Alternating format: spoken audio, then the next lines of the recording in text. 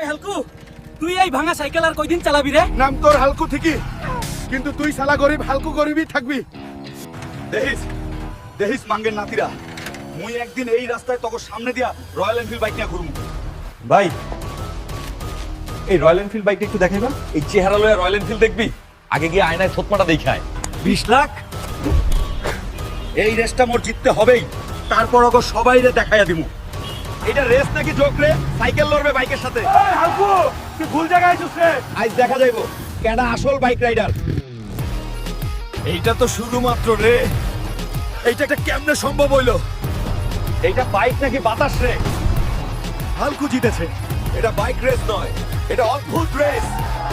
শক্তি বাইকে নয়, শক্তি মানবতায়। ম্যানেজার সাহেব, এই রয়্যাল এনফিল্ড আমি কিনবো। স্যার আগের দিন ভুল হয়েছিল, মাফ করেন স্যার। ভুলের দাম আজ দিব না রে। আজ বাইক নিয়ে যাবো। জি স্যার। এটা আপনার চাবি।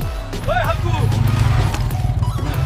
এইটা কি স্বপ্ন নাকি আসল? তুই তো কাল সাইকেলে আসছিল। মানুষ চাইলে ভাগ্য ঘুরাইতে পারে রে।